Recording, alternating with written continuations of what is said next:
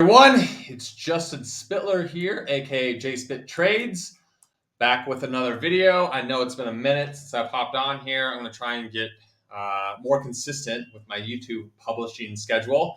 So we have that to look forward to. But in this video today, I want to discuss a topic. Are we about to see a small cap summer? I know this is something a lot of investors and traders have been looking forward to, and it hasn't come to fruition yet. But I think we might be seeing the early stages of a rotation down the cap scale into small and mid cap stocks.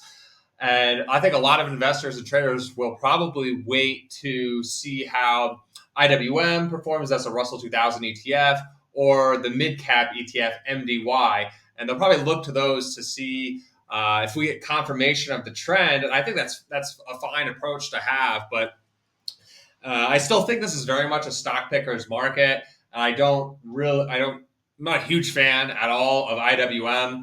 A little bigger fan of MDY as a product, but the problem with these funds is that unlike the S&P 500 or the Qs, the best stocks within these funds graduate, and once they get too big and too successful, they move up the cap scale. So they may jump from IWM up to the S&P 500. That's what we saw with Super Microcomputer recently after its massive run up.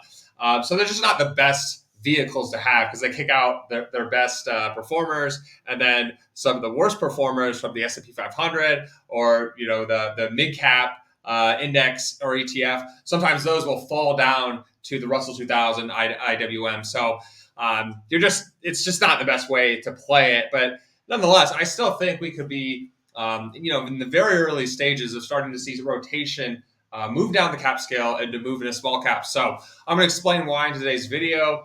And I'm also going to share a few of my favorite small cap names. A few of these names, or actually most of these names, are names I've discussed on Twitter. Maybe not in the depth or length that we'll talk about them today. And then I also have a name that I haven't shared anywhere that I've been watching, and I think is setting up to be a really interesting trade or speculation going forward. So we'll get to that one in a second. But let's first set the stage. Let's look at why I think a potential run in small caps and mid caps could be coming. And it all has to do with rates. So throughout this bull market, a big question,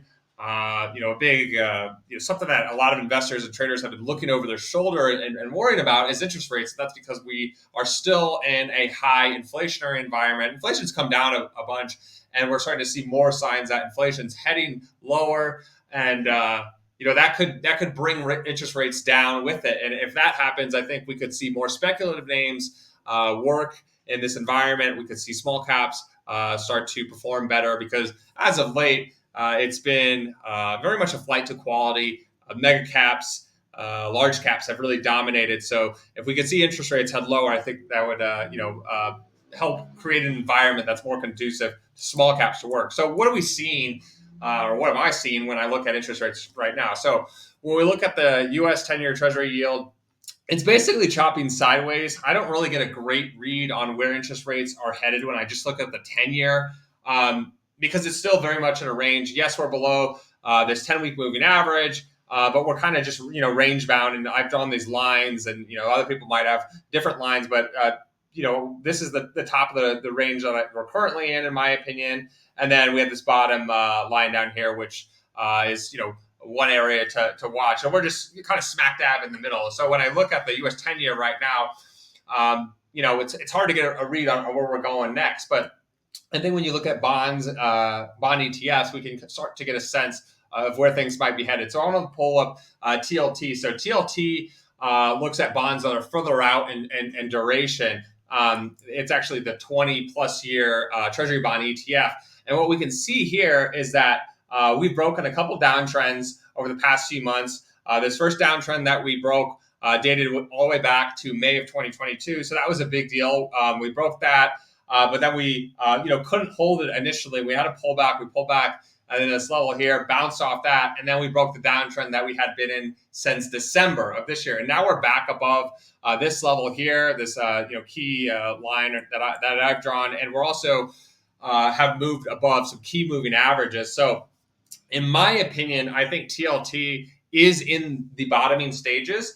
And I think that that can be interpreted as the bond market's way of starting to price in lower interest rates, whether that's because of inflation coming down, or there's possible concerns that the economy's slowing, and that the Fed might move closer or approach a rate cut sooner than people anticipate or have been anticipating. It doesn't really matter. I think what ultimately will matter is just where bonds and rates head from here.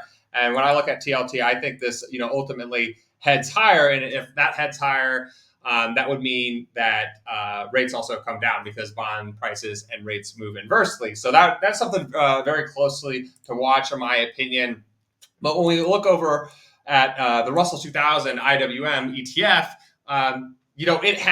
it's not starting, in my opinion, it's not starting to price in lower interest rates just yet.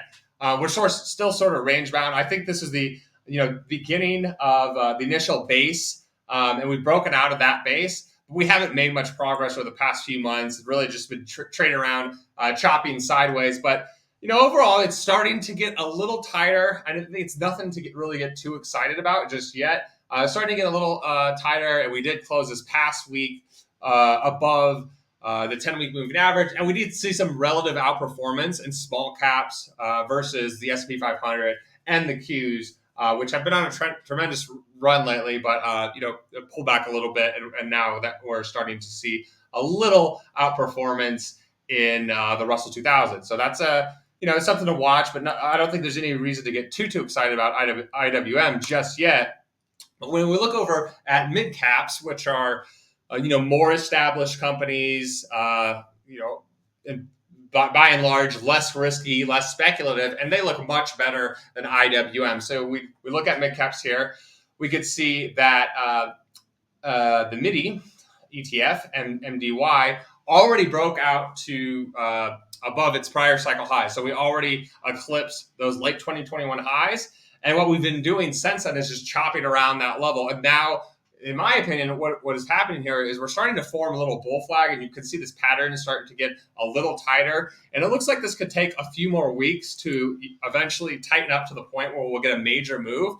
But by all indications, in my opinion, this will eventually break out to the upside, because we're starting to see this same pattern play out in other areas of the market, which has me leaning bullish, and also thinking that mid caps resolve higher. So one example of that would be RSP. This is the S&P 500 equal weight ETF, and you can see here same pattern. We've already broke out above the prior cycle highs, and we've just been consolidated. And this one's starting to get pretty tight, but it looks like we could spend maybe a couple more weeks within this wedge before ultimately making our move. And as previously stated, as just stated, I think this breaks out, resolves higher. So those would be some ETFs to watch, but I don't think you necessarily need to wait for IWM or MDY or RSP or any of those ETFs to give you the green light to get into really strong performing individual stocks. So here are a few of my favorite small and mid caps. The first one is a name I've shared before. This is Form Factor. This is a $4.7 billion semiconductor company. So it's in the right space, and this is why it's been performed so well as of late. Semis have been the strongest group by far because of all the excitement around AI. But we look at Form Factor, what really stands out to me is you just got to zoom out to see how bullish this chart is on a higher time frame. So when we zoom out, we can see that the stock recently broke out and eclipsed its highs, which dated all the way back to 2006. So we're talking about nearly a 2-decade breakout out of this massive base. And since having that initial breakout, which was in May, when it rallied 23% in a month, we saw a nice continuation. And this past month, June, we rallied up another 10.6%. So really good stuff from Form Factor. When we look over on the weekly, we can see, it's looking really good over here as well. What we had was the breakout, and then we came back down and retested this level here, bounced off that. And we also had this rising 10-week moving average come up and act as support. So this is looking really good. On the daily, I don't think it's too extended here. I think it actually looks pretty solid, because you can see it's more or less been trading sideways for a few weeks. just kind of chopping around, building out another little base up here. So I think form factor looks really good. And I do like that just the longer term tailwind of AI and just the crazy demand for chips we're going to see going forward really benefits this one. So this isn't just a pure rotation into small caps play. This name's already working quite well.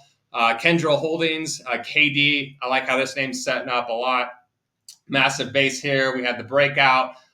Then we came back down and we flipped this level into support. So this was a higher level with a lot of price memory.